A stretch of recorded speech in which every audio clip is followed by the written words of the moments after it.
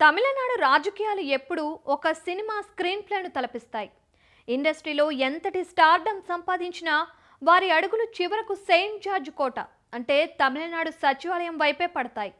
మొన్నటి వరకు ఎంజీఆర్, జయలలిత, విజయకాంత్, నిన్న కమల్ హాసన్, రజనీకాంత్, ఇటీవల ముఖ్యమంత్రి పీఠంపై దళపతి విజయ్. అయితే ఇప్పుడు కోలీవుడ్ పొలిటికల్ సర్కిల్స్లో ఒక కొత్త పేరు మారుమోగుతుంది.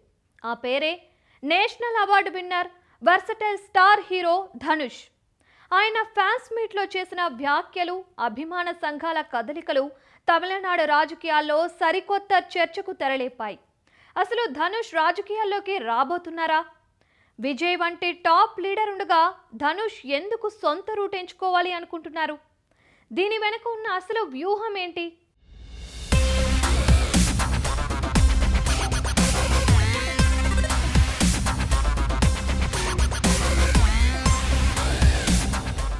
సాధారణంగా హీరోలు తమ ఆడియో ఫంక్షన్లలో సినిమాల గురించో ఫ్యాన్స్ గురించో మాట్లాడుతుంటారు. కానీ ధనుష్ రూటు మార్చారు. జూలై చివరి వారంలో తన అభిమాన సంఘాలు ఏర్పాటు చేసిన రక్తదాన శిబిరంలో ధనుష్ చేసిన కామెంట్స్ పొలిటికల్ వైబ్స్ను తెచ్చాయి. మనమంతా కేవలం సినిమా ఈవెంట్లకే పరిమితం కాకూడదు. ఈ ఐక్యత వెనుక ఒక బలమైన శక్తి ఉంది. దానికి ఒక మంచి సామాజిక లక్ష్యం ఉండాలి. అందరూ మీ ప్రాంతాల్లో పేద కుటుంబాల అవసరాలను గుర్తించి సామాజిక సేవలను విస్తృతం చేయండి అని పిలుపునిచ్చారు. అప్పుడే ఇది కేవలం సేవా కార్యక్రమం కాదు, భవిష్యత్తులో రాజకీయ పార్టీ పెట్టడానికి కావాల్సిన గ్రౌండ్ సిద్ధం చేసుకునే వ్యూహాత్మక అడుగు అనే విశ్లేషణలు మొదలయ్యాయి.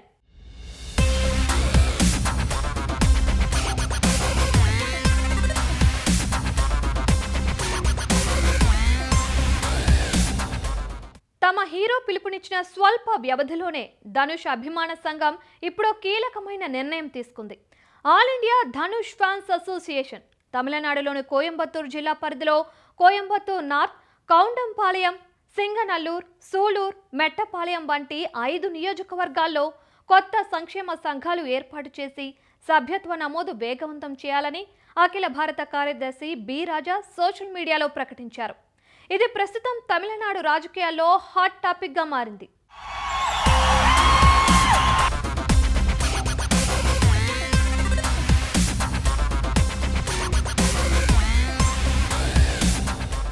ఒకదాని వెంట మరొకటి వేగంగా చోటు చేసుకుంటున్న ఈ పరిణామాలు అందరినీ ఎందుకు ఆకర్షిస్తున్నాయి అంటే, సాధారణంగా తమిళనాడు రాజకీయాల్లో అభిమాన సంఘాలు క్షేత్రస్థాయిలో అత్యంత కీలక పాత్ర పోషిస్తాయి. ఉదాహరణకు, ప్రస్తుతం ఆ రాష్ట్రం ముఖ్యమంత్రి విజయ్ రాజకీయ ప్రయాణానికి ముందు అభిమాన సంఘాల ద్వారానే నియోజకవర్గాల వారీగా బలమైన కేడర్ నిర్మించుకున్నారు.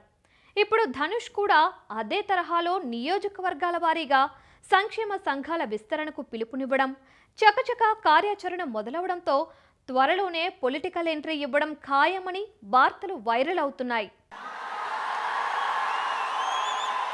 2002ல ஒரு ஒல்லி குச்சி பையனை உங்கள ஒருத்தனா ஏத்துக்கிட்டு என்னை தூக்கி என்னை தாங்கி தோளுக்கு தோள் கொடுத்து என் நல்லது கெட்டதுல என் கூட இருந்து என் வழித்துணையா எனக்கு வழிகாட்டும் தீப்பந்தங்களா யார் வந்தாலும் போனாலும் யார் வாய் என்ன பேசினாலும் நாங்க இருக்கோம் 24 வருஷமா என் கூட நிக்கிற தூண்கள்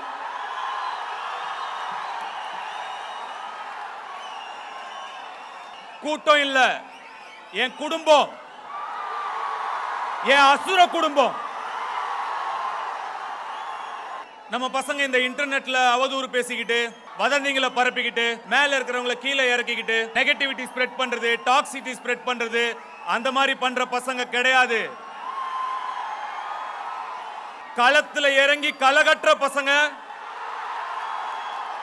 அன்பை பகிர்ற பசங்க, అన్బే శివంగ్ర పాదేల పోర పసంగ. అయితే ఇక్కడ అందరి మధ్యలో మెదిలే మొదటి ప్రశ్న, దళపతి విజయ్ ఉన్న ధనుష్ సొంత పార్టీ పెడతారా? పెడితే ఎందుకు?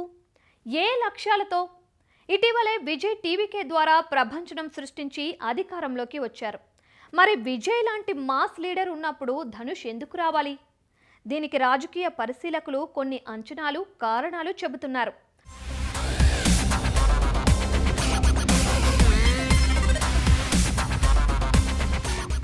మొదటిది, రెండు భిన్నమైన మార్గాలు. విజయ్ రాజకీయం ద్రావిడ జాతీయవాదం లౌకికవాదం చుట్టూ తిరుగుతుంది. ధనుష్ ఇమేజ్ వేరు.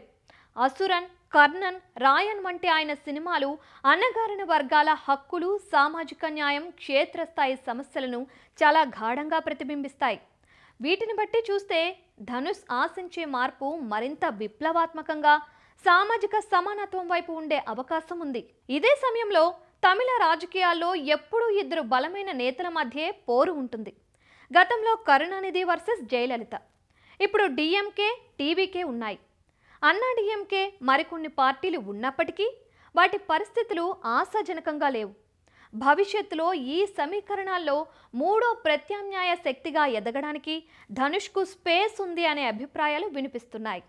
ఇక్కడ గమనించాల్సిన మరో విషయం ఏంటంటే, ధనుష్ కేవలం నటుడే కాదు, national award winner, director, producer, Hollywood వరకు క్రేజ్ ఉన్న పాన్ ఇండియా స్టార్. ఎవరి కిందో పని చేయడం కంటే తన సొంత విజన్ బ్రాండ్తో ప్రజాసేవ చేయడానికే ఏ లీడర్ అయినా ఇష్టపడతారు.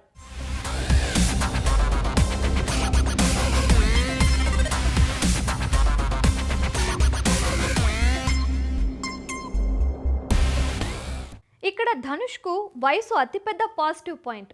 ఆయన వయసు ప్రస్తుతం 42 ఏళ్ళు. విజయ్ దాదాపు 15 సంవత్సరాలు ఎంతో కష్టపడి గ్రౌండ్ వర్క్ చేసి 50 ఏళ్ల వయసులో సీఎం అయ్యారు. ఆ ప్రకారం చూస్తే ధనుష్కు సమయం చాలా ఉంది. వచ్చే 5-10 ఏళ్ల సుదీర్ఘ ప్రణాళికతో రాజకీయాన్ని డిజైన్ చేసుకోవచ్చు. రాజకీయ వర్గాల్లో వినిపిస్తున్న అభిప్రాయాల ప్రకారం ధనుష్ కూడా అటువైపు ఆసక్తిగానే ఉన్నారు. కానీ వెంటనే కాదు. ఎందుకంటే ప్రస్తుతం సినిమాల పరంగా కెరీర్ మంచి పీక్స్లో ఉంది.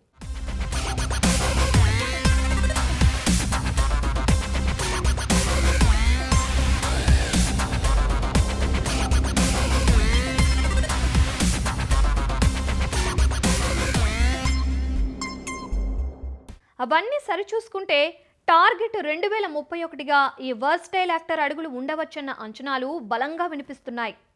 మధ్యతరగతి, అట్టడుగు వర్గాల యువతలో ధనుష్కు విపరీతమైన మాస్ ఫాలోయింగ్ ఉంది. అయితే Indian silver screen to political అరంగేట్రాలు మొత్తం చూస్తే ఇప్పుడు కేవలం సినిమా గ్లామర్ను చూసి ప్రజలు ఓట్లేసే రోజులు పోయాయి. మరీ ముఖ్యంగా తమిళనాడులో స్టార్డమ్ మాత్రమే సరిపోదు. సిద్ధాంతం, నిరంతరం ప్రజల్లో ఉండే గుణం, బలమైన క్యాడర్ అవసరం. విజయ్ ఆ విషయంలో సక్సెస్ అయి చూపించారు. ఇప్పుడు ధనుష్ కూడా అదే రూట్లో తన all India Dhanush fans welfare association ద్వారా సైలెంట్గా పునాది వేస్తున్నారు. ప్రస్తుతానికి ఆయన సినిమాలతో బిజీగా ఉన్నప్పటికీ ఆయన వేస్తున్న అడుగులు మాత్రం భవిష్యత్తులో కోలీవుడ్లో మరో పొలిటికల్ తుఫాన్కు సంకేతాలుగా కనిపిస్తున్నాయి అన్న విశ్లేషణలే గట్టిగా వినిపిస్తున్నాయి. చూడాలి మరి ఈ ఇద్దరి కొత్త ప్రయాణం ఎలా ఉంటుందో.